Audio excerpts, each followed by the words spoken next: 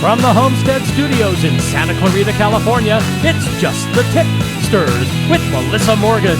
Peace, love, and Ugg boots. If you got a tip for Melissa, something you heard that you've never heard before, something you saw that no one else saw, proof that the Grinch was a patsy and Cindy Lou Who was the real brains behind the whole thing, anything, tell us about it by calling the Tipster hotline at 832-TIPSTER. That's 832-847-7837, or send an email to jttipsters@gmail.com. Now here's your host, just back from Whole Foods, where every last ounce of orange cranberry sauce has been transferred to her refrigerator, Melissa Morgan. More cowbell. Yeah, first of all, I've never trusted Cindy Lou Who. She has like very innocent face and fucked up hair. Cute, man, it's the cute ones. It is always the cute ones that are just raging assholes. Yeah. I never thought about her being like the puppet master. Well, she, was either her or that dog. You can't blame the dog. The dog was just there for food and stuff. No, they're food motivated. I think you're right. I think your original theory is correct that Cindy Lou Who's kind of a monster. If you look at those big wide eyes, if you look real carefully, you can see the ruffle on the bottom of her nightgown. You see the evil there. I think you're right. I'm agreeing with you this time, which is shocking because I don't like to agree with you about anything. And if I could fill my cart with all of the cranberry orange relish from Whole Foods, I would. I have been twice. Yeah. Banging on the deli counter and cracking the glass. Bitches, where is it? I actually feel bad for you because I know what it's like to really crave something that you could only get like once a year. When I was a kid, it was fireworks. I would go to the Red Devil fireworks stand that they would set up like 2 weeks beforehand. Starting in May. I would go every day and I would just go inside, take my bike and go inside the stand and imagine myself selling fireworks. You're a fucking pyro.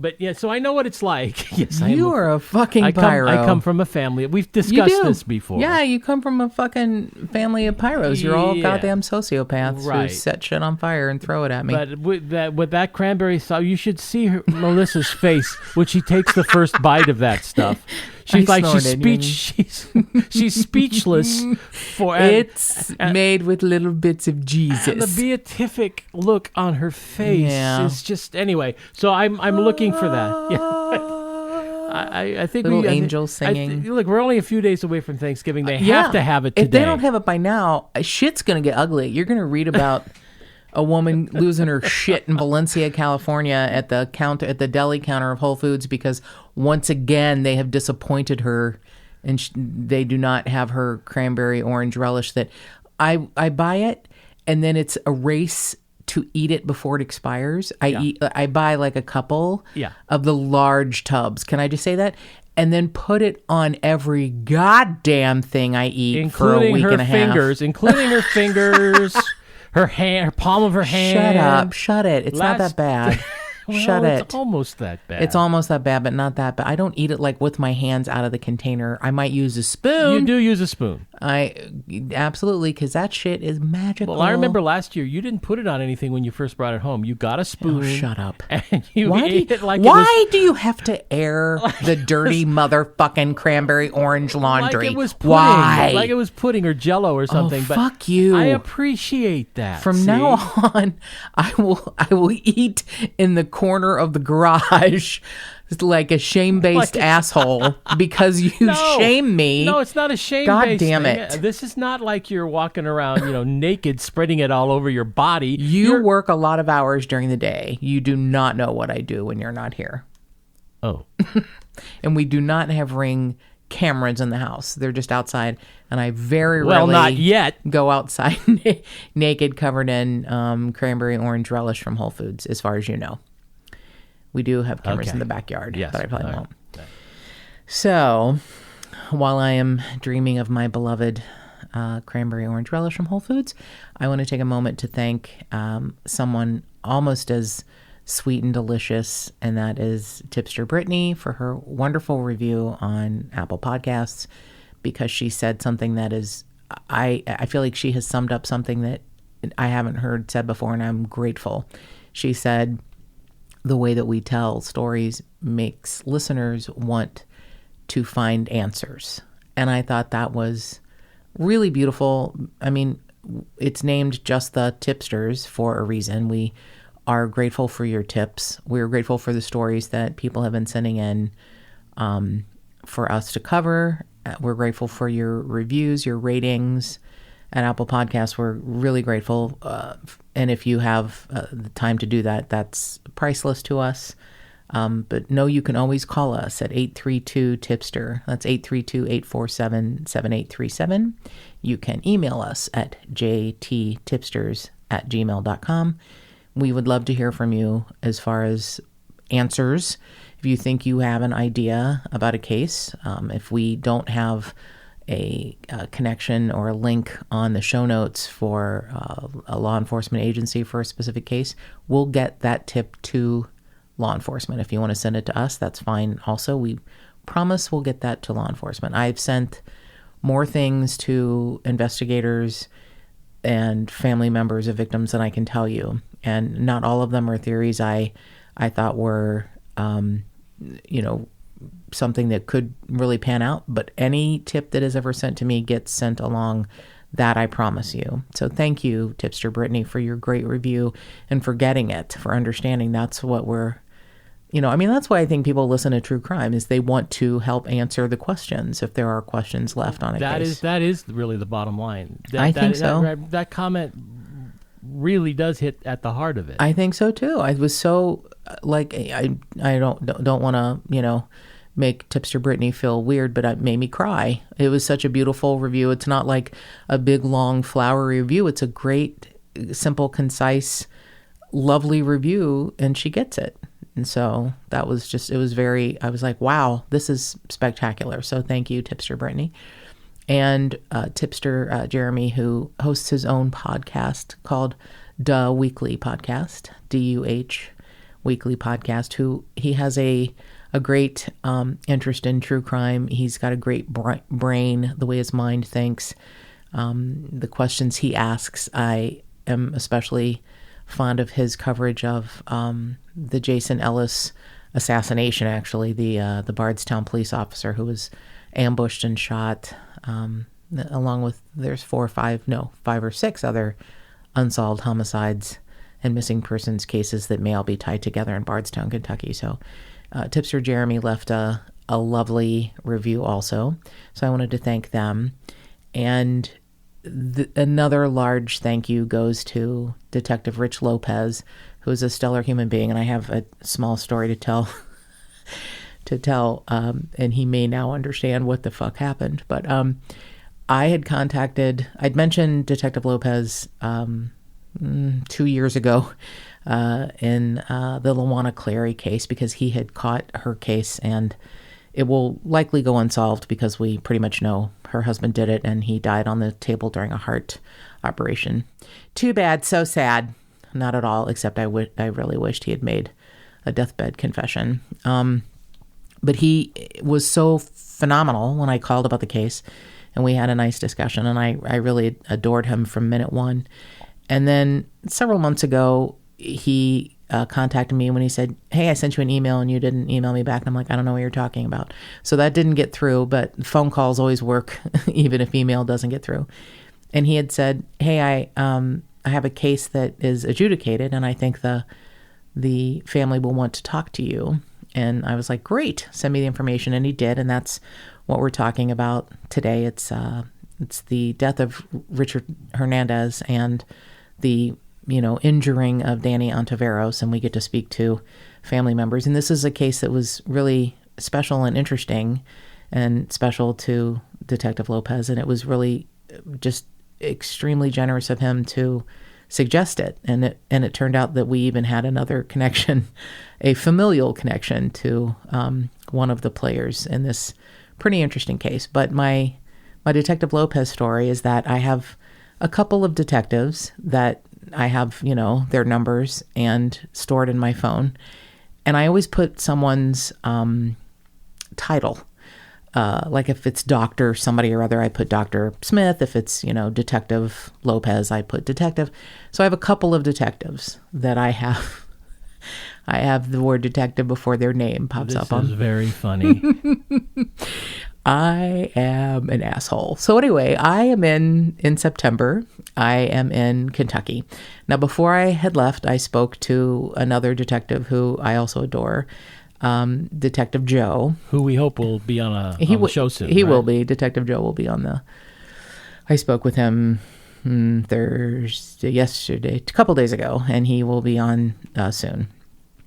And he asks that we just use his first name. So Detective Joe, I can talk to like I talk to Mark. I'm very loosey-goosey. And what had happened is I had contacted him about the Peter Chadwick case. He had worked with the federal marshals on looking for Peter Chadwick. And I was pissed off, mostly pissed off at the Newport Beach Police Department for not returning a call, an email, a visit. I mean, I fucking showed up at their front desk like, hey there, look at me. Nothing. Not even if they tell me to go fuck off. Like, hey, go pound sand. I don't want to talk to you. Great. Tell me that. Don't just not answer. So after I'd already recorded my kind of scathing episode on Peter Chadwick saying that, they had their own podcast and it was atrocious and what the fuck and why wouldn't you welcome,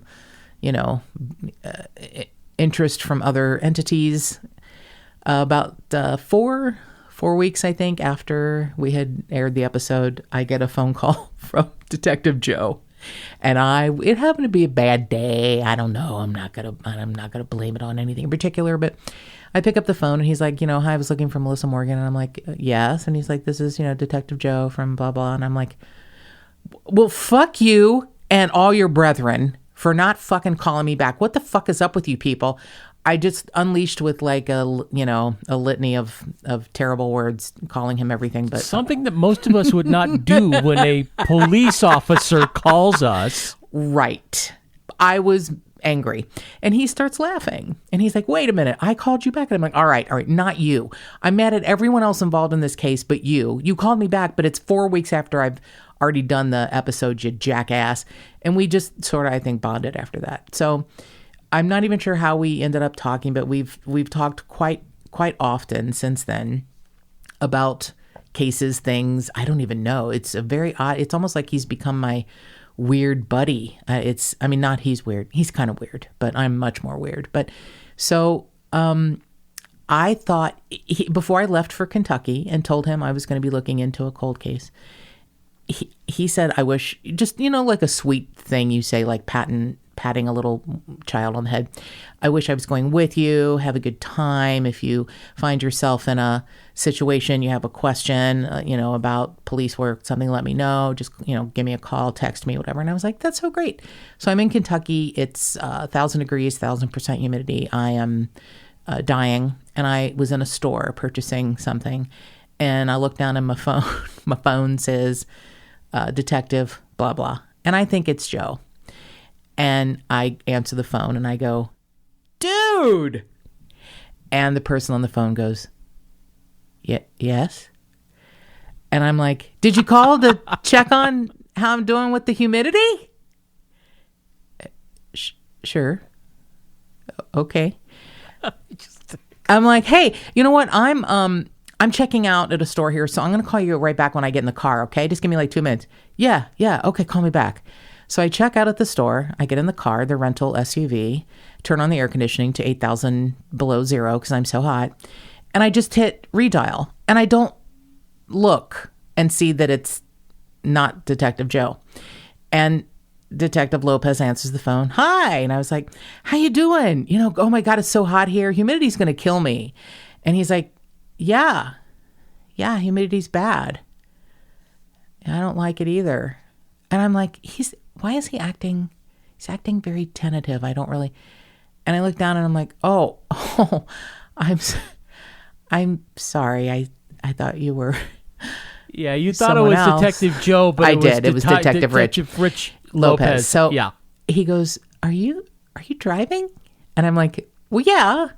I mean, it's a rental car, but I'm driving. It's fine. I mean, it's hands-free. I have Bluetooth. And he goes, oh, okay. And I go, you must have thought I was crazy, right? Because I thought you were somebody else. And he goes, I did wonder if you were drinking. And I thought, yeah, it's 2:30 in the afternoon in Kentucky. I don't drink, but perhaps I should start now. But we got past that hill where I was talking to him like he's my buddy. And he's like, what the fuck is wrong with this bitch? So even after that, he trusted me with this story, his case that is a really overwhelmingly fascinating case. It's awful, and yet there's such a feeling of triumph in that the family would not stop. This is, you never want to tell a victim's family how to behave or what to do because they have to know and feel what's right for them. But Richard Hernandez's family and even the friends of Danny Ontiveros via Richard Hernandez, these people made a difference. They've made a difference. And it does take a village. And oh my gosh, what an amazing village the Hernandez family is. And you'll hear, I think, everything you need to know about what a phenomenal human being Audry McDonald is when you hear this interview. So we're really blessed today to have with us a fantastic guest, Audry McDonald. And this is the case of your first cousin, Richard Hernandez, and another man, Danny Ontiveros. Is that Richard's friend's name? Yes. Okay. Yeah. So on August 8th of 1982, Richard and Danny were in a park, and they were with two girlfriends, and three men approached them. And I don't even know, has it ever come out, Audrey, the motive for this? Was it a robbery? Was it a gang jump-in? First, the two girls were there with Pookie and Danny. The girls knew Pookie. They had never met Danny. So Cindy, one of the girls was named Cindy, and she had never met Danny till that day. So they were not boyfriend and girlfriend. Right. Diane and Pookie were the ones that had like a little thing going. Okay, so Pookie is Richard's nickname. And I have to say, I am even more curious about that than a lot of other things because apparently he was named after Soupy Sale's lion puppet, whose name was Pookie. Right. Did Richard / Pookie have like a whole bunch of hair, like a lion's mane, or no. Did he have like pointy teeth? Did he growl? I don't know. I think it was a little nose on him. I have no idea. I guess that's a question I'll have to get from your family. Yeah. Right. So Right. Pookie and Danny are visiting with two young girls, Cindy and Diane, in the park, which is a very normal thing for 20-year-olds to do. Mm-hmm. And these three men approach them, and both Richard and Danny are beaten badly with a tire iron and stabbed. Richard dies at the hospital, Pookie dies at the hospital, and Danny has severe brain damage for the remainder of his days. You and Pookie were very close in age, so you were more like brother and sister than first cousins. You were the family is very close, and you all celebrated together. He was so sweet, just he was a very sweet guy. He was the only boy in a family of five, so we had nothing but sisters. Right. And he always kind of had like a little bit of a weight problem, so he wasn't like a ladies' man and that type of deal. He was just Pookie. He was just like a shy, quiet, adorable dude. And I have to tell you, some of the things I've read about him, at the age of 20, I just feel like he was kind of an elevated soul. Like he, was working hard and planning on buying two pieces of property at the age of 20, one for him to build a house and one to build a house for his parents. I mean, right. How did you find that out? That's true. I'm really good at this shit, girl. Why don't you pay attention? So am I. I'm pretty good at research. Yeah, that's what he did. He was saving to buy a property so that he could build a house for his future family, which of course never happened, and then the other house was going to be so that he could care for his parents. Yeah, years. I mean, how many kids think of that at 20? Exactly. That's what I was just going to say. So in 1982, I was 17, and I was thinking, how long can I stay in my mom's house? I was, I was like, how long can I milk this shit? I come home for a while. Right. How long can I milk this shit so I don't have to pay for anything? Exactly. And here's 20-year-old Pookie. I have plans, and this is what I want to do.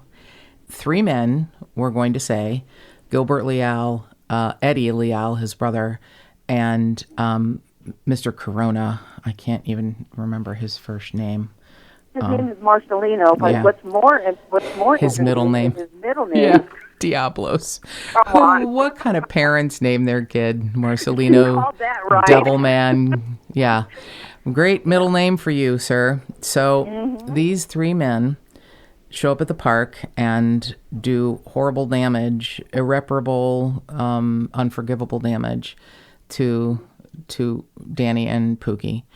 And I couldn't find a clear-cut motive. I was like, is this a robbery gone bad? Is this like a gang jump-in? I couldn't, and they were similar aged. The 3 men were not far away in age from Pookie and Danny.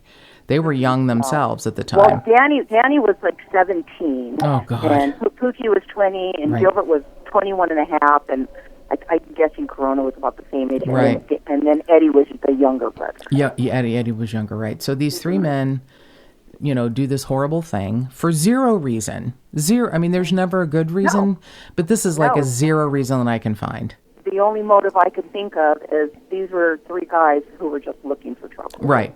There were only 2 guys and 2 girls, and they thought maybe they could overtake them. It was just the whole event is beyond senseless, and I can't, and I know you're not alone that this has happened to other families, but it just feels so raw and awful. Again, not that there's ever an excuse, but this is just one of those things that I just kept looking and looking. I'm like, why? And you can't answer why. So these 3 monsters flee to Mexico. Do you know how soon after this happened that they left? Well, the next morning, they had the girls at the police station till the morning, early in the morning, like 7 or 8 or whatever. And the girls went back to, I think, Diane's house, I believe. I don't know. They went back to one of their homes. And while they were there, the Leals showed up at their house. Really? And the Leals showed up, and they're like, hey, what happened to that guy? Did he die? And the girls lied. And they lied because what they said was, we knew that if we told them the truth, that they were going to leave. Wow. So they told him no, that he didn't, even though he had already passed away. Oh, wow. And then the guys took off to Mexico. Just shortly after that. After that, when they realized, because they had pulled in that night, because the girls pointed them out, and the girls told the police officers, we know who the 2, they knew the Leals, so we know who they are, we know where they live, and the police officers pulled in a Gilbert Leal, but it was another Gilbert Leal, so go figure, okay? Oh, and so these guys already knew that they were being looked for. So they took off. Yeah. Okay. Mm-hmm. So it's not that I don't want to mention 3, but let's just say after they get to Mexico, Eddie Leal dies somehow. And so there's now Gilbert Leal and Devil Corona. They're in Mexico. Do you know how long they stay there before coming back? I'm not quite sure exactly when I don't think anybody really knows when they came back, but from my research, because I went and I pulled their marriage licenses. Mm-hmm. So they got married in Vegas. Both of them got married in Vegas. Corona got married in February of 90, and Gilbert got married February of 87. Oh, wow. So they may have been back. I thought it was quite a bit longer. From 1982. I thought they were in Mexico for quite a while. But so they basically just went there for, in time-wise, not that long, and then came back. This is one of the reasons that Audrey is sort of a spectacular human being, and why I think Detective Lopez was like, I really want you to cover this case, and I know the family will speak with you. And he is so, proud of you, of what you did. And then we find out we have another connection, which is, this is one of those reasons we knew we just had to do this case. So when I felt so honored when Detective Lopez said, hey, I have a case from my personal file I want you to cover. And I was like, I would be delighted. And then he told me, a little bit about it and let me do the research myself. And I kept messaging him going, oh my God. It just like every layer, it was like an onion. Right. It was an onion. And I kept peeling the layers off and it just became more and more fascinating and more shocking and more interesting. So Audrey is a demon with research, and she is like, an honorary detective in my mind. She's like a little Sherlock Holmes or something. I mean, she's quite amazing. So they make I appreciate that, but it's true. It's nothing. I didn't do all this by myself. A lot of my cousins, we all got together, and I would assign homework. I'm like, okay, you find out this, and this. You do this, and so everybody would have, because there's no way I could do everything on my own. So we all just did a little bit here and there, and the only reason I was able to find out a lot of the in-depth information is because I've been doing genealogy for so many years that I've gotten very good at digging up information. Now that's even more amazing. I mean, and that's what a great general does, is they delegate. So you had to have the bigger vision, and then you were able to split up all of the tasks with different family members. That's what a good, you're like a general. So that's what a good general does. So they make their way back here under assumed names, and they land in Riverside County. Correct. And they begin, to build their lives. They get married. They have kids. And I even hate to say this, but when I found out this, my jaw hit the floor. I already know what you're going to say. So Corona was in West Covina and Montclair. He was in those different places. Then okay. you had Gilbert Leal, who was one by the name Ralph Leal. Yeah, and he was living in Hemet, and he was working with the police department. Yeah. I know you can't write this shit, but that's what was going on. You can't write this shit. So it's Ralph Leal. He was coaching boxing for many years, and he ended up opening kind of like a makeshift gym in his home, in his garage. And the police officers would go over there in the daytime. They would go over there at nighttime, depending on what shift that they worked, and they would go work out at his gym. Their kids would go and work out over there, and he volunteered numerous hours on all these programs. He was coaching, but the reason why he had so much time to do this, because he couldn't get a job. He couldn't get a license. He couldn't be fingerprinted for anything. So he had nothing to do but hang out at home. And so he said, you know what, just in case I get caught in 30 years, maybe I should hook up with the police department. I don't know if he did that, but he was fighting in plain sight with the help of the Sheriff's Department. Yeah. Exactly. He was, do you know what year that he got his prestigious award of being Volunteer of the Year? Volunteer of the Year? Yeah. I was like, oh my gosh. That was, I think, sometime in the 90s. Honestly, I don't even remember the date, but he was made Volunteer of the Year by the Hemet. It's like some type of police. It's a Hemet. They call it PAL, PALS Boxing, and the Police Athletic League. Yeah. Yeah, that's the one. That's the one. And he joined it. He joined the program in 1997. I do know that.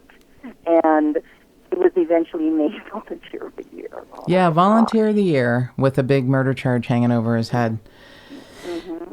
Yeah. And speaking for him in the information that I found was the executive director of the Hemet PAL. I mean, he was in good with everyone. Yeah, he producer Mark doesn't know this, but during, the trial 30 years later, he had letters of recommendation from the police agency begging for leniency. Yeah, I guess that was a smart move, huh? Exactly, because they had written the letters before we had written our letters. They had written letters, and I remember the DA saying that the letters were laughable, that they made him sound like he was like a hero. Right. And when I read that, I tried not to get nauseous. So volunteer of the year, living his life, having such a great life where he can't use his real name or can't get a real job because he knows what he's done. And, as much as I'd like to think that it's weighing heavily on him, I'm not really ever sure. So they land back in Southern California, a little further away than where they lived before. Do you think that they had, like, family members who helped them, like, hide in plain sight that got them set up? Well, I know they did, and but before I get to that, I want to read you a quote that came out in the newspaper. It was an article written about the whole boxing thing, and this was in January of 2007. And they interviewed Ralph Leal, and what he said was, and I'm going to read it, okay? I've always loved the sport, said the Audrey Leal, who grew up in Los Angeles in the 1970s and admits to his share of street fights. The problem was, oh no, I haven't gotten to the good part yet. The problem was that I actually enjoyed it. Back then, you could square off with fists and then shake hands afterwards. Today, you can't argue with somebody in the street because they'll pull out a knife or a gun. Because he knows that from experience. I mean, can you freaking believe that? No, I can't. I mean, you could tell as time went on, he started getting more comfortable and more comfortable. Obviously. Where he was still under an assuming, but he was out there not so scared of getting caught. Because somebody will pull out a knife or a gun. How about a tire iron, asshole? Yeah, or a bat in your case, right, because he's the one that started the whole thing. Oh, my God. I'm so horrified. And, while I say you are like a Sherlock Holmes because you used everything that you had at your fingertips to make, a dent in what happened, you almost don't have to be a good detective when they behave like this. Oh, absolutely. So we know that Ralph Leal's sister, Dolores Leal, manages to get through law school and ends up working at the firm that is headed by Gloria Allred, which is, Yeah, we knew. As soon as I found that information, I was like, crap. I mean, I knew right then and there that if nothing else, at least in Leal's case, he was going to have the best representation that her money could buy, because she just made sure he had everything he needed the whole time, even though she was an officer of court. She admitted that to our detectives. She always knew where he was. She always socialized with him over the past 30 years, even knowing that this was a pending matter. She was at the home the night of the murder when they went over there to interview everything. She was at the family home. So she had known from the day that it happened all this time. Why? How do you know that? How do you not turn in your family member or encourage them to turn themselves in, which doesn't sound like she did? And then how do you go through law school and become an attorney? I don't. That's really not the question. The question should be, why in the hell is she still allowed to be an attorney? Right. Well, that's why hasn't the Bar Association conducted an investigation? You should ask that, Mark. Let me tell you why. That's kind of amazing. Okay. Yeah, I don't. Let me lay it all out for you, because this bitch right here, she is the one that I have the most problem with through all of this that happened. Okay, because she made life so easy for him. She purchased him a home. Yeah, it's in her name. In the 90s, in her name, and it was in her. At first, it was in her name, and then it was in Celia Leal's wife's name. It was in their name to begin with. And then in 2002, like I said, he started to get more comfortable. I have another grant deed that I found, and Gilbert Leal actually signs that paperwork. So she purchased them a house. So it was so easy for him to hide because of his sister. And when we went to Clem, which was the DA, we went to him, and he knew all of this. We told him everything. He said that we would settle this after, court was over, like one thing at a time. Okay, he never did that. We knew he wasn't going to. Right. Okay, so not only did she do that, but she also went into the jail to go visit her brother, which she wasn't supposed to. It was only supposed to be his attorney that were allowed. Right. Right. Well, she went in there representing herself, well, in her case, misrepresenting herself as his attorney. And the only way we found that out is because Detective Smith, who was so freaking awesome, she went in there and to go to the jail, and she went to sign in, and she saw Dolores' name, and she was like, what the hell is she doing here? Right. So she made a copy of it, and she wrote a letter to the California bar, and she's like, hey, she's a civil attorney, she's not his attorney, and she's known about it all this time. She has no business being there. What are you going to do about it? And the bar wrote back and said she did nothing wrong, that they contacted the attorney of record at the time was Harmon out in Riverside. That was his attorney at first. He eventually, right after the prelim, he ended up becoming Riverside public defender, so he dropped out of the case. Right. But the California bar contacted him. He's like, oh yeah, she's one of our attorneys. He was not one of the attorneys. Let me tell you, we went to court, in and out of court, no less than 26 times that I can remember, and not one single time they mentioned everybody on record to who the attorneys were, the research court, their investigator, their legal. I mean, they named everybody. Right. They never once said Dolores Leal. She never sat up there. She was always sitting with the rest of us. But here's the kicker of these special visits. That's what Beth called them, Detective Smith, her special visits. One of them was that there's a monitored tape conversation between the defendants, and they're talking about using Dolores' abilities to have Leal in his attorney room at the same time that Corona is with his attorney, so that the two co-defendants can meet illegally. Oh my God! And they didn't do anything about it. So it's actually audio or videotaped that they're planning something that's, I don't know if it's actually illegal, but it sure does skate across the. I wonder how they got around that they claimed it was a privileged conversation, or and you couldn't use the tapes. Don't know. That's privilege is waived when you're engaged in criminal activity. I don't prison. Yeah, I don't get it. Anyway, we're now talking about after he's been arrested, but I can't wait to find out how he was arrested. Yes. So. One of the nice things about my conversations with Audrey is that no matter what has happened to her and her family, she still has a level of respect for the human life. And I don't care if you don't believe in karma. I don't give a shit if you don't believe in karma. I do.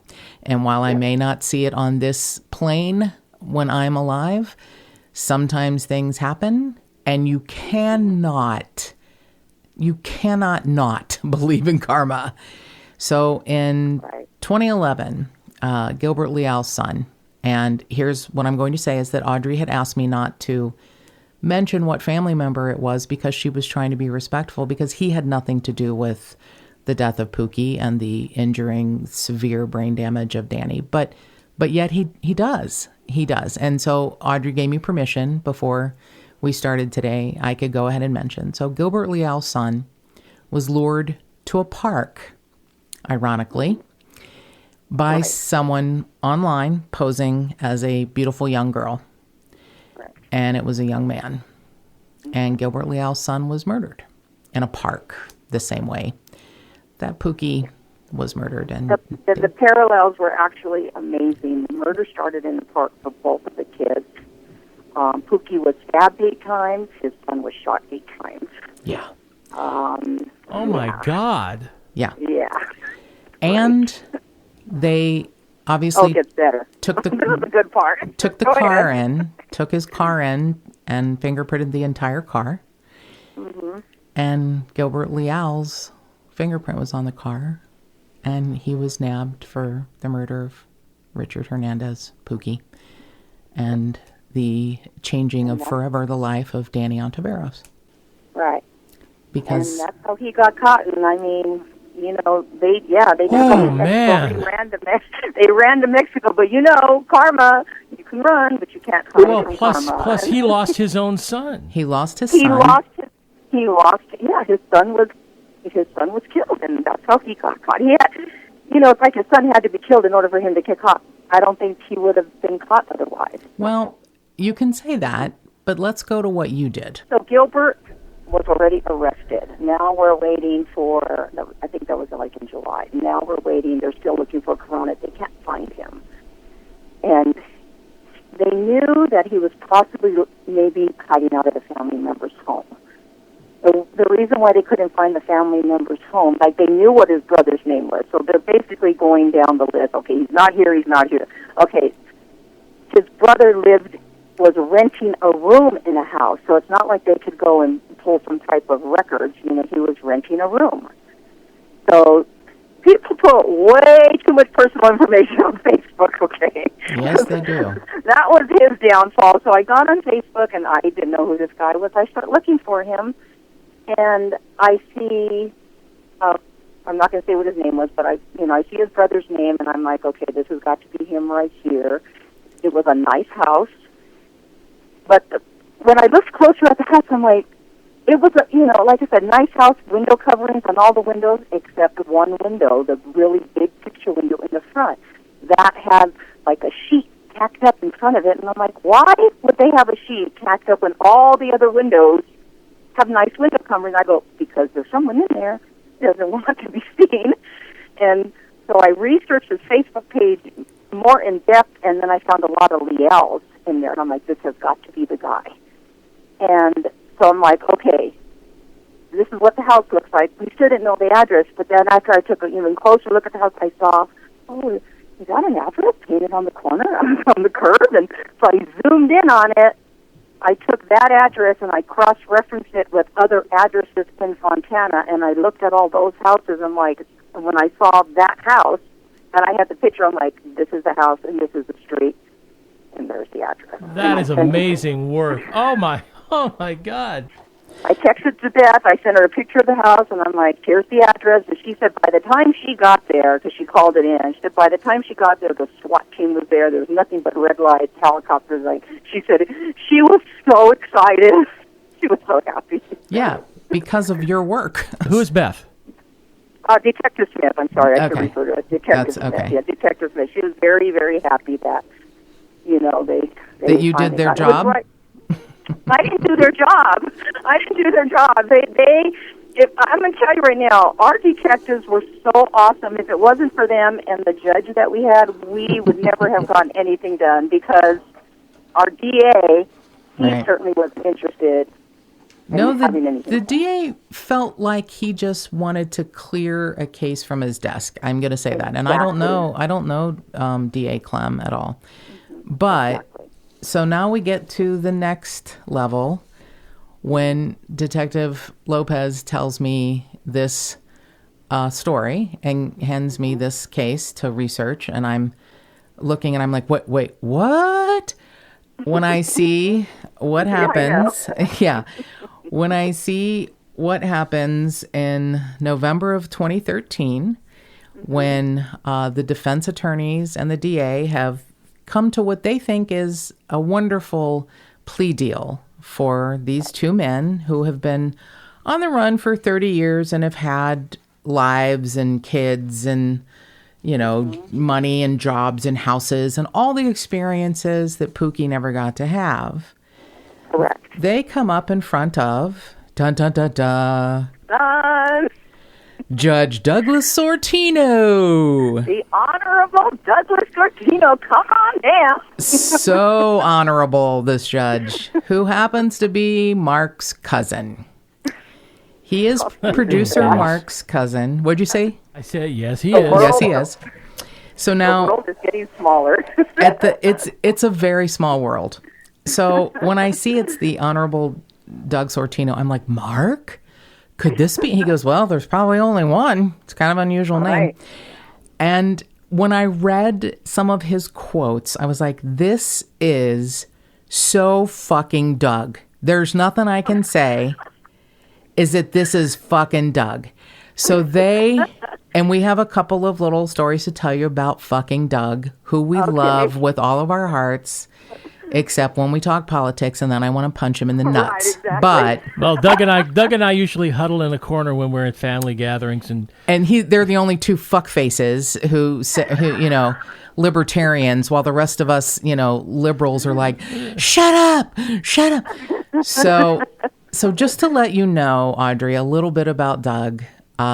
Several years ago, we were having Thanksgiving with he and his family, and he has two beautiful daughters. And as he was pulling the French bread out of the oven, he says to the girls, "What do we call this, girls?" And they say, "Surrender bread," because the French surrendered during World War II. Oh my God.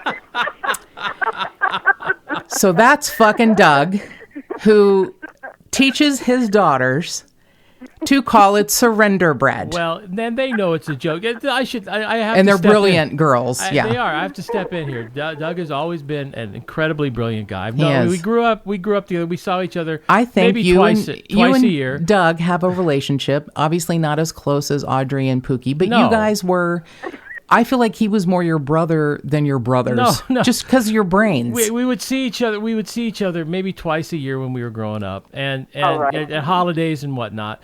But he was always incredibly brilliant, and he was always kind of a rebel when he was growing up, which I always liked, and which we always connected on. And he's he's an amazing guy, and he has a real defined sense of right and wrong. He does, and this has been true from always, and ever since I've known him. And so that's why he's a perfect judge. Right. I mean, the perfect kind of judge, because there's no swaying him, and he doesn't care about, letters from, the Riverside County Sheriff's Department saying, Ralph Leal is awesome. That's not going to sway him. What's going to sway him is that he felt that the, plea deal, which would have given each man 8 years. Ridiculous. Yeah. 8 years. And that they could just accept this deal. And the last word is from the judge. So even if the DA and the defense attorney are like, yeah, well, let's let them do 8 years. The last word, not according to the deputy district attorney, Michael Iglesias. He was Clem's boss.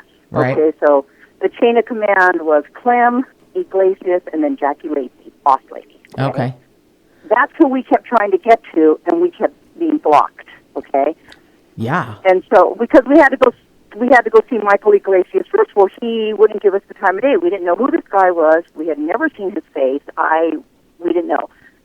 The day of the plea agreement, where we all knew, here we're going, we're basically going through the motions. We were just very all sad and like, let's just get this shit over with. That morning before court, he summons us to his office. I was like, are you freaking kidding me? Yeah, perfect timing. I was just appalled at what this man was doing. I was like, are you kidding me? Are you seriously calling in the victim's family the day that the plea is being handed to scold us? Because that's basically what he was doing. He was scolding us because he had called the press. Oh, my God. And we should not have gotten the press involved. We let them do their job. They know what they're doing. Oh, fuck you. Exactly. I mean, God. And he actually said that look, I'm approving this plea deal, and you know what? There's nothing you can do. But he said not even the judge can change it. Well, I guess you're wrong. Mr. Exactly. Iglesias. Oh no, because the Honorable Judge Douglas Sortino says, no. And if you want to talk to your client and they're willing to roll the dice and face 15 years to life, let's go to trial, so baby. Awesome. That was one of the best lines of the whole. And that is exactly what it. Hey, if your clients want to take a chance, roll it up. Let's go. Yep. Roll the dice, baby. You tell him, Judge. Snake eyes. It was awesome, and the judge, he was so good. He to our family, like that was like our knight in shining black robe. Yeah. Because, if it wasn't for him, we had like no hope at all. We knew our DA wasn't going to do crap, and we knew that we could not do anything. It just felt like everyone wanted this to be solved and go away. So we felt like they just didn't want that loss. You know how they want that record as high at any cost, including the cost of justice. Really? I mean, that's what you guys are supposed to be there for, you know? And as a matter of fact, when Pookie's godmother spoke to Clem, because she was calling him on a lot of stuff and like, why are you doing this? And blah, blah, blah. And he's like, look, I work for the people. And my aunt is like, we are the people, you dumbass. Am I your people, you asshole? Yeah, I live here too. Are the people. I am appalled. Right. I can't believe that. Yeah. Yeah, did exactly. you have... Well, she didn't say dumbass. I threw that in. But well, no, yeah, you can throw that in. Did you have something you wanted to ask, Producer Mark? I just want to make sure that we're clear. What was the final plea agreement? How many years did they end up getting? Oh, they ended up getting what they were trying to include all the time that they had already spent in jail as part of their time. And that's why the judge was having such a big problem. He's like, you're already reducing it, to 6 and 8. And he flat out called out the DA. He's like, I want you to lay out the reasons why you are making this offer, because it doesn't make any sense. It's not right. And they ended up getting 6 and 8 years time. They didn't get to include their time served. And they were convicted in 2013, but they were released in 2017. Well, that's... Wow. Hardly justice. That kind of stuff right there. Yeah, that's hardly justice. But they did, Judge Sortino did the best that he could with what he was given. Oh, absolutely. I'm telling you, if it wasn't for him, we would have just had nothing. We would have been slapped in the face a second time because nobody else cared about what was going on. And the judge wouldn't let it go. He kept coming back to that. It was funny because the judge said on the day that the plea wasn't accepted, he's like, I'm going to read all these letters, and if y'all want to turn anything into me, I'll read that too. And so I know the defense attorneys did some extensive presentation. They had to. So he went and he did his homework, and when he came back on that day that the letters were read, Clem would say something like, well, we think because of this, and the judge would say, no, that's not what it said. It said, and he had the transcript tab, they said this, and on page whatever, they said that. So and then they would come back, well, there was an argument that it could be self-defense, and the judge would come back. On the flip side of that, you could say this, he was almost laying out the defense attorneys, not the defense, it was like he was laying out for Clem, our DA, what he should have done. What he should be doing. Yeah. Here's what you can say to this. Here's what you can say to that. And oh my God, I know that Clem was so pissed, but what made all of this even worse, and you want to talk about justice, the day that they were convicted, Leal actually ended up getting, because of George Sortino, Leal's prison time was increased by at least 60%. So you know what? Thank God for him. Thank God for Sortino. That's something. That's what we can say. That's something. And I won't complain the next time Doug Sortino doesn't like one of my bumper stickers for who I vote for. Exactly. This was already talked out and done. What we didn't know until that day when the other attorneys found out that he wasn't accepting plea deal, what we found out is all along Clem had been talking to the other attorneys and told them that we're going to do a plea deal before we even had the prelim. So before we even put anyone on the stand, the living witnesses that were there and saw what happened, Clem was already making a deal with the defense, and matter of fact, we know that because Corona's attorney got so pissed off when the judge didn't accept it that he's the one that came out and said, he's like, look, my client, he waived his right to a prelim because I had already talked to and blah, blah, blah. Like, he totally spilled the beans, and I was like, are you freaking kidding me? But what had happened, they had come in. Oh, my God, I loved that. I swear to God, I could just kiss that judge for that. We walked in there. We did. We walked in there, and we were so unhappy. And Corona turned in. They all signed it, and they handed it to the judge. And then the judge basically, it was so awesome. He basically went out and said, "Look, I want to put this out on the record. The family doesn't want me to accept this, and I'm not prepared to go through with this today." And everybody was like, "What?" I mean, everyone was just like, us and all the defense side. We were the people. Matter of fact, his sister, Dolores Leal, and the wife, they didn't even sit down. They just walked in the courtroom and stood up because they're like, "Okay, let's just get this over with, and it's going to be really quick, and then we can leave." They didn't sit down. They sure sat down when the judge said, "I'm not accepting this plea." Yeah, God bless Judge Doug Sortino, because he said, "I don't think this is enough time. I don't think this is enough time for what happened." I don't. And Clem even said, the judge was citing Marcy's law, and he was saying, "Look, the family members have a right to be heard in court," and this was another thing that blew my mind. Clem speaks up, and he's like, "We've spoken with all of them, and I believe that there isn't anyone that's currently objecting to this plea." Oh my God! How dare he speak everybody for you? On our side, everybody on our side was just like, you could just hear it. Hear the gasps. Oh yeah, and then the judge slammed down whatever he had in his hand. I guess the transcript, and he's like, "Not according to these letters." He slammed down some hard French bread that he'd let him get moldy. Oh my God! And Lee, I know Clem. He had to be mortified, because one of the things that Clem had said to us was, because we had asked him before, should we write letters and all that, and he said, "Well, writing letters is just a waste of time. The only reason why we wrote letters is because Detective Smith found out about all the letters that the Riverside Police wrote." So she sat down right next to us, right on the outside the courtroom, and she said it just like this. She's like whispering, so Clem couldn't hear her. So she's like, "If they can write letters, we can write letters." God bless her.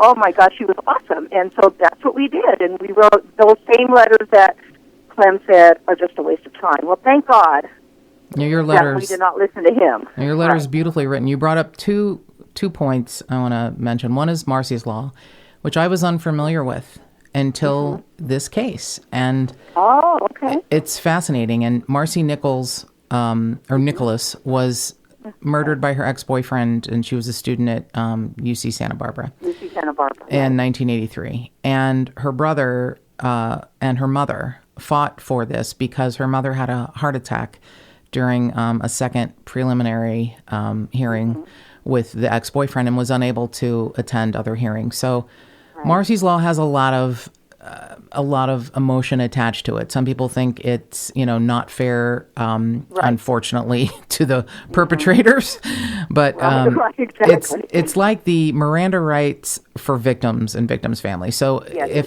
17 of them, yes. Right, 17 Marcy's rights, and they're in many different languages in the California Office of Attorney General website. You can find them. But there's, more states that are adopting this now, and it basically, says victims have the right to be heard at every stage of the legal proceedings of a criminal proceedings. They, and what you're talking about, if a judge makes a sentencing offer, or if the DA makes a sentencing offer, all of that has to be known to the victims' families or the victims. You have to know every single thing. I mean, how many times have we heard about someone being released from prison and their victim not knowing they're out? So it's things like that are, in the state constitution, and it was, Proposition 8, back in 2008. And it, right. Yeah, and it passed, and it's now being, considered in other states, and other states have passed similar laws, still calling it Marcy's Law, in like Florida, Georgia, Illinois, Nevada, interesting enough, Oklahoma, Ohio, and there's still other states that are trying to pass it, like Wisconsin, Hawaii, Montana, etc. But so did the Marcy's Law come into play? And it sounds like DA Clem cited it in the incorrect way. that like you had been, the entire family had been notified and had given rights and you really hadn't? Well, exactly. Marcy's Law, what we did is we reached out to Justice for Homicide Victims, and I had never heard of Marcy's Law either until I spoke to them, and they were an awesome group. They came to court with us. They showed up at court, and they told us because, we had never had to go through anything like this before. Course. And we don't know. What do we know about courts? We're not attorneys. And so, but what I did know, I do know right from wrong, and some of the stuff that was going on, and there I go, you freaking kidding me? I'm like, are they allowed to do? One of the things I remember is when Corona got busted finally, we're all sitting there, and, my aunt and uncle, they don't have very good eyesight now, and they can't hear very well. They're elderly, and so they can't really see any of this, but he walked in, and he had to walk right in front of us. So he walked in, he was just giving us dirty looks, and then he went and he sat down across from him, and he would just kept staring and staring us down. I'm like, oh, so you're the one that did that. And that's what was going through my mind, because I'm like, is he allowed to do this, like trying to intimidate the family? I just didn't feel like it was right. And then he was sitting there, he would blow kisses to his wife and his daughter and waving to like, is this a joke to you? Because it's not to us. Yeah, he thought he was going to, get out. Yeah. But, early. We didn't know, and nobody was saying anything, and so, but until JHB stepped in, and they're like, he can't do that, they can't do that, and everybody knows the people from JHB, the bailiffs know them, like, everybody knows them, so they walked in, and they got that. Next time that guy came into court, you better believe he didn't even look at us. Wow. There was none of that waving, none of that kissing, none of that bullshit happened anymore, and the bailiff, even if you turn to the bailiff would say, turn around. And I'm like, awesome. There you go. Yeah. I did not even, not only was I unfamiliar with the details of Marcy's Law, I was unfamiliar with Justice for Homicide Victims. It sounds like an amazing group, a supportive group. They were there with you, which is a blessing. And even though, you may not have even needed them because of Doug Sortino and the hammer of titanium that he was going to bring down on their heads, it was still great that you had that support. So then absolutely. you mentioned that Officer Smith said, if they can write letters, we can write letters. So the letter that you sent me that was read in court, I'm guessing by you, is really beautifully written. And I didn't understand this, I think, until you explained it. This was sort of your family's thoughts put together, and you were sort of voted the spokesperson to read the family's thoughts. I guess, yeah. My aunt and uncle, there's no way they could have gotten up there to speak. I don't think they would have been able to get through it. Who could? And not only Except that, for you. not only that, my aunt can't even stand that long. To be honest with you, she's an older woman now, and for 30 years.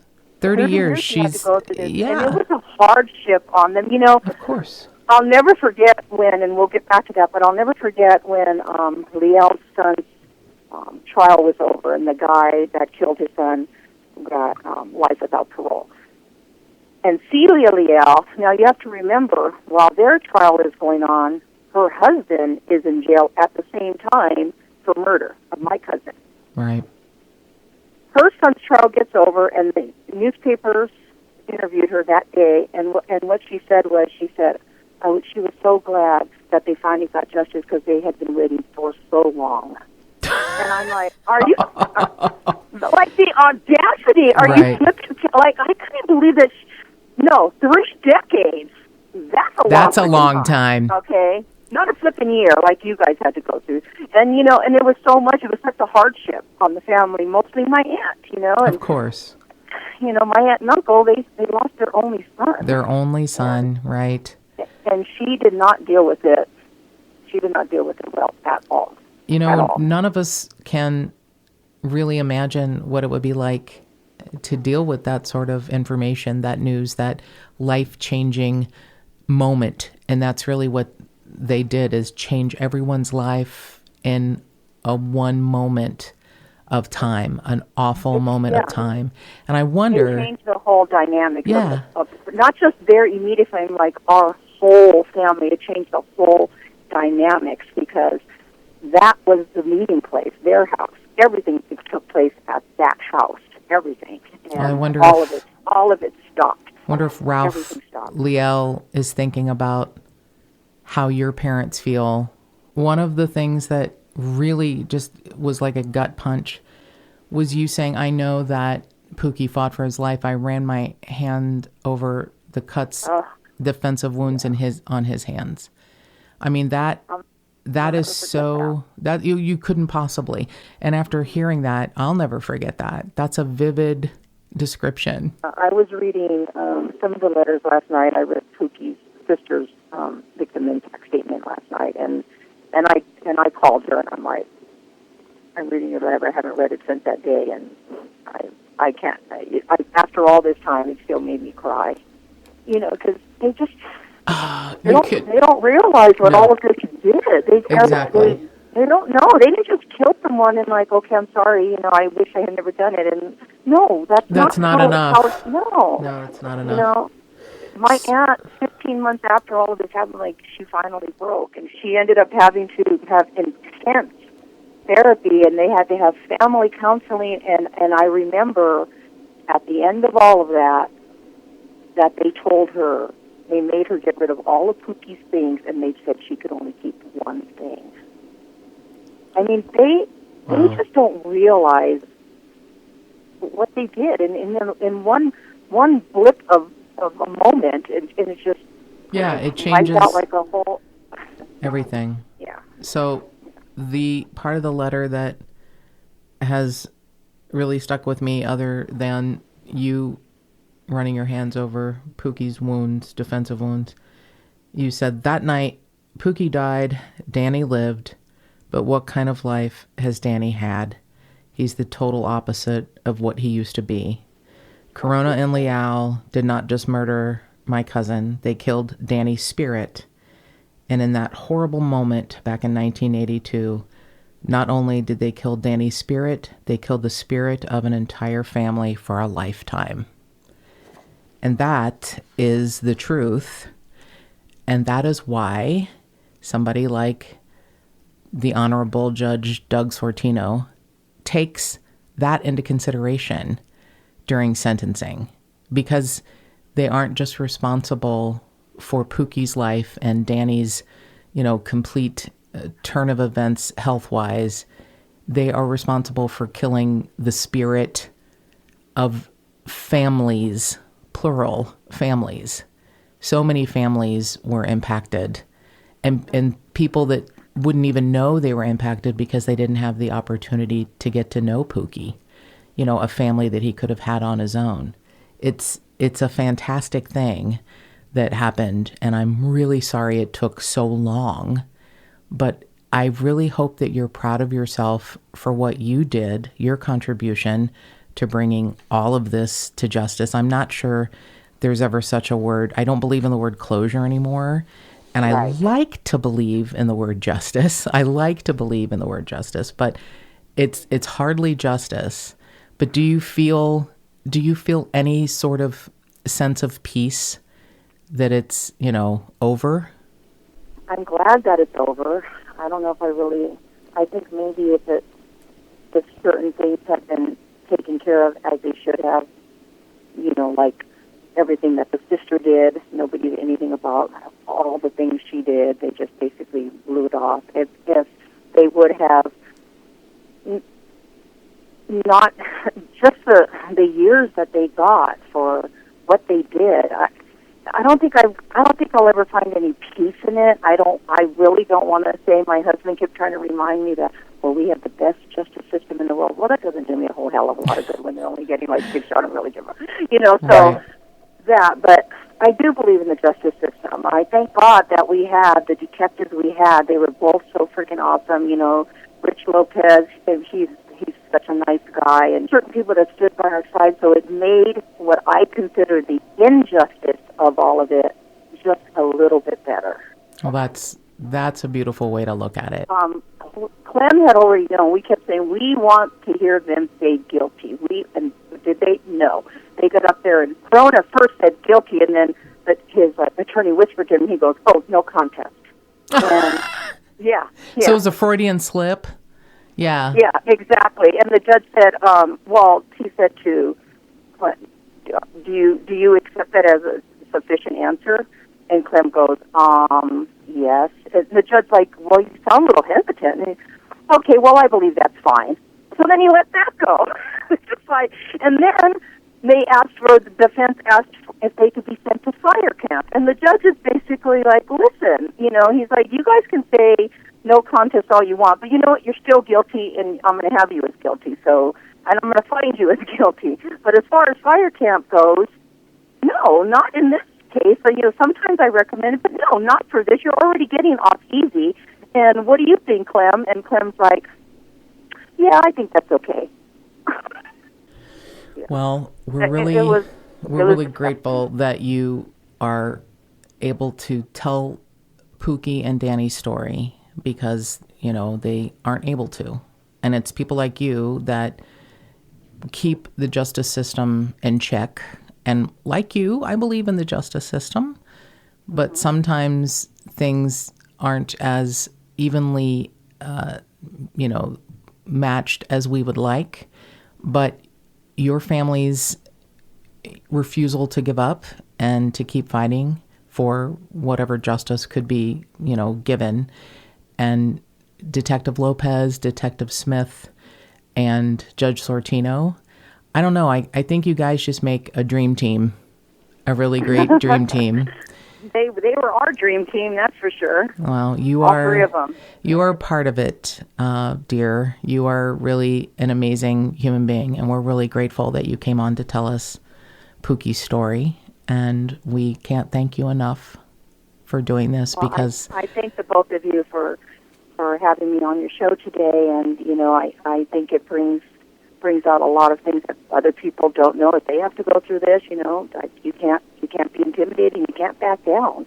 And this is one of the ways you get this out, is by your shows like this that will be posted all over the place, because we know a lot of people will be sending it to everyone out there. And it's people like you that make shows like this, possible, because people might be going through what you're going through, a similar situation, and they don't know. That's the thing that is always so amazing to me when I speak to family members of victims, is that I wouldn't know where to start. And maybe you don't know where to start, but you just take one step and then you just keep walking. So you're an amazing, amazing creature, Audrey, and thank you for being with us today. I thank you so much. I appreciate it. We are really grateful to Audrey McDonald for coming on and telling Pookie's story and Danny's story. Yeah, it was amazing. And her own story. One of the most articulate guests we've had, and I was tearing up when you were reading parts of her letter to the court. Unbelievable. Which is shocking, because you have no real feelings. Yes. Or heart or soul. Right. But I have to just, when I heard that stuff about Doug Sortino, and I'm not surprised. I'm not gonna say too much, because he practices. He's a judge, and I'm not gonna get involved too much in his career or anything like that. Just, I want to say that he is an amazing person, and he is. I've watched his career from afar, and his progression from since we were young men. He's a real Renaissance man, but he's always had a very distinct, hilarious, dark sense of humor. Yeah. And he's always had a distinct sense of right and wrong. Absolutely. And I'm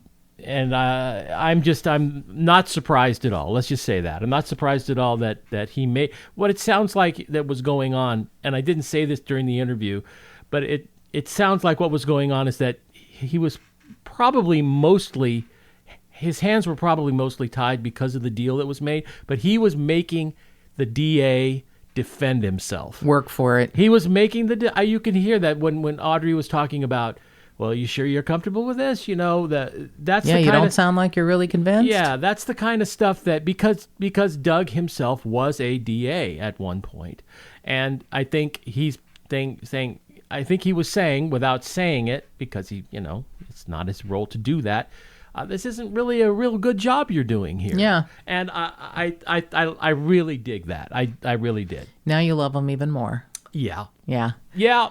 Are you crying? No, but he's going to be pissed off probably that I'm talking so much about him. But I do want to say it is a. We asked him and he said it was okay. Of course, no, it's just a small world, and it's one of those things a small world where it's really gratifying to hear a victim speak about somebody that you admire so much, in a way that you find even more about them to love because you knew they were a quality, stellar human being. Yeah. But when you hear something as big and important as this, that is something he does every day. Yeah. It's his job. He doesn't really talk about it. And certainly in glowing terms like, hey, I'm the shit. I mean, he's a real humble guy. Oh, he wouldn't ever do that. Right. And I remember when he was a DA and he was working on the Phil Spector case and Phil Spector referred to him as a jackbooted thug. And he was the original prosecutor. He was the original prosecutor. Right. And then we called him Doug the Thug. And then he became a Superior Court judge. And I honestly remember when you found out that he was made a Superior Court judge, I thought your chest would explode with pride. Yeah. You were so proud of him. And he's a dude to be proud of. And he is, it's pretty spectacular to have someone like that in the family. Even if he is a thug. Doug the Thug. You know what he should do is get a tattoo on his four fingers, like Doug on his right hand and Thug on his left hand, like on his pointer, middle ring, and little finger, and then just hold up his fist. Doug the Thug. Judge Sortino, if you're listening, I think we may just be coming up with a Christmas present here this year. We're getting you a gift certificate to the 5150 Tattoo Parlor. Ironically named 5150 Tattoo Parlor in North Hollywood. Right. So, okay. Yeah, I think we should do that. Yeah, for listeners who don't know what that is, look it up. Yeah. It's the California Penal Code for insanity. So, yeah. So, 5150 Tattoo Place in North Hollywood, Doug. We have a gift certificate for you. This is going to happen. We're going to do it. And more cowbell. If you'd like to support the podcast, go to patreon.com/Just the Tip-Sters.